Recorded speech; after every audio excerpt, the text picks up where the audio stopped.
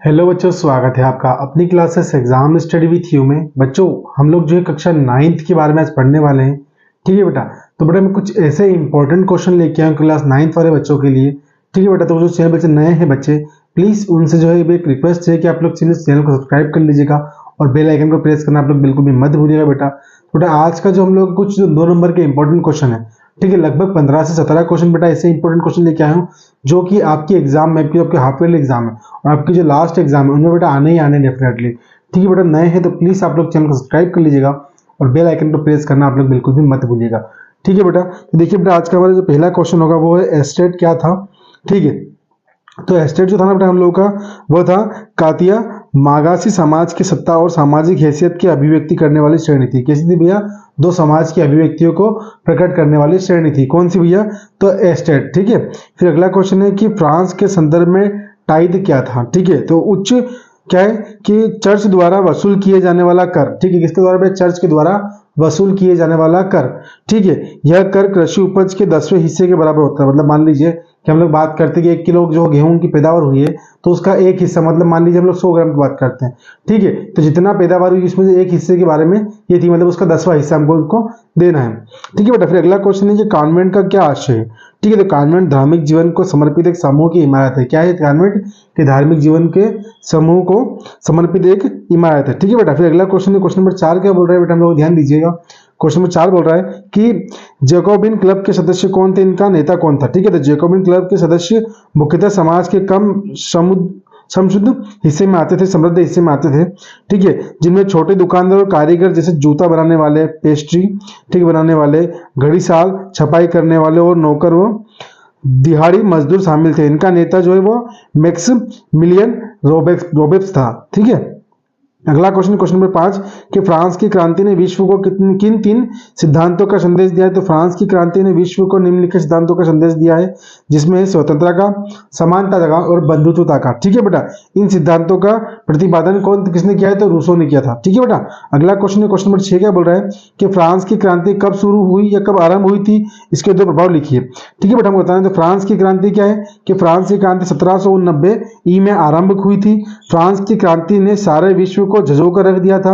विश्व के अनेक भागों में इसका सीधा प्रभाव आगे आने वाले वर्षों में महसूस किया गया। यूरोप के सभी देशों में और दक्षिण व मध्य अमेरिका के में क्रांतिकारी आंदोलन इससे प्रेरित हुए थे। ठीक है भैया, अगला क्वेश्चन मोस्ट इंपोर्टेंट क्वेश्चन बेटा आप लोग का होगा कि उसमें क्या पूछ रहा है, उसमें पूछ रहा है भैया वो कि सो कुलात का अर्थ बताइए। तो क्या है कि जेकोबिनो के एक बड़े वर्ग ने गोदी कामगारों की तरह धारीदार लंबी पैंट पहनने का निर्णय लिया। ऐसा उन्होंने समाज के फैशन परस्त वर्ग, खासतौर से घुटने तक पहनने वाले ब्रिजेस, घुटना पहनने वाले कुलीनों से खुद को अलग करने के लिए किया। इसीलिए जेकोबिनो को सो कुलात के नाम से भी जाना गया। अर्थात होता है कि बिना घुटने वाले। ठीक है बेटा, इसको हम लोग क्या बोलते हैं? जेकोबिनो, है ना। अगला है फिर क्वेश्चन आपका 8वां क्वेश्चन क्या बोल रहा है बेटा, अगला क्वेश्चन हम लोग को ध्यान दीजिएगा आप लोग। देखिए क्वेश्चन हम लोग का 8वां है बेटा कि फ्रांसीसी क्रांति को किन दार्शनिकों ने प्रभावित किया। ठीक है बेटा, तो फ्रांसीसी क्रांति को प्रभावित करने वाले मुख्य दार्शनिक थे वोल्टेयर, रूसो, ठीक है, और मांटेरियक्सू। ठीक है, कौन थे? वोल्टेयर थे, ठीक है, रूसो थे और कौन थे? मांटेरियक्सू। ठीक है बेटा, फिर अगला क्वेश्चन नंबर 9 क्या बोल रहा है कि जंगलों व पौधों की विविधता किस प्रकार तेजी से विलुप्त होती जा रही है। ठीक है, विलुप्त मतलब गायब होती जा रही है, उसकी बात करते हैं हम लोग, है ना बेटा। तो क्या बोल रहा है, यह विविधता तेजी से विलुप्त होती जा रही है। औद्योगिकरण के दौर में सन 1700 से 1995 के बीच 139 लाख वर्ग किलोमीटर जंगल यानी दुनिया के कुल क्षेत्रफल का 9 से 3% भाग औद्योगिक इस्तेमाल, खेती बाड़ी, चारागाह व ईंधन की लकड़ियों के लिए साफ कर दिया गया है। ठीक है बेटा, फिर अगला क्वेश्चन है कि वैज्ञानिक वानिकी क्या है। तो वैज्ञानिक वानिकी में वन विभाग द्वारा पेड़ों की कटाई, जिसमें पुराने पेड़ काट कर उन्हीं जगह पर नए पेड़ लगाए जाते हैं, उसको क्या बोलते हैं? वैज्ञानिक वानिकी बोलते हैं उसको हम लोग, है ना बेटा। फिर क्वेश्चन नंबर 11 क्या बोल रहा है कि सेमुर और महुए के पेड़ का क्या उपयोग किया जाता है। तो क्या बोल रहा है? सेमुर सूती रेशम की कांटेदार छाल पर सब्जियां छिली जा सकती है। मसूए के पेड़ से खाना पकाने और रोशनी के लिए तेल निकाला जा सकता है। ठीक है बेटा, फिर अगला क्वेश्चन है, क्वेश्चन नंबर 12 क्या बोल रहा है कि स्लीपर क्या है। तो स्लीपर रेल की पटरी के आर पार लगे लकड़ी के तख्ते जो पटरियों को उनकी जगह पर रोक के रखते हैं, ठीक है, उनको जो स्थित रखते हैं वो होते हैं हम लोग के। फिर क्वेश्चन नंबर 13 क्या है कि लेटेक्स क्या है, इसका क्या उपयोग है? तो रबर के पेड़ से प्राप्त तरल पदार्थ को लेटेक्स कहा जाता है। इसका उपयोग रबर निर्माण में किया जाता है। किसका जो है हम लोग बात करते हैं लेटेक्स का, है ना बेटा। फिर क्वेश्चन नंबर 14 है कि हिंदुस्तान में घुमंतु खेती के लिए स्थानीय नाम बताइए। तो हिंदुस्तान में घुमंतु खेती के लिए ध्यान क्या है? पेंदा है, बेवर है, नेवड़ है, घूम है, पोंडू है, खंदाद है और कुमारी, ऐसे ही कुछ स्थानीय नाम हो बेटा। ये नाम हमको पढ़ना है इसमें, ठीक है, आपके साइड में आ जाएंगे इस नाम ये।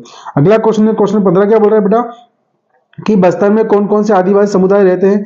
तो बस्तर में मरिया और मुरिया, गोड़, घुरवा, भतरा, हलवा आदि अनेक आदिवासी समूह रहते हैं, ठीक है। क्वेश्चन नंबर 16 क्या बोल रहा है बेटा कि ब्लेंडा एंटियन प्रणाली क्या थी?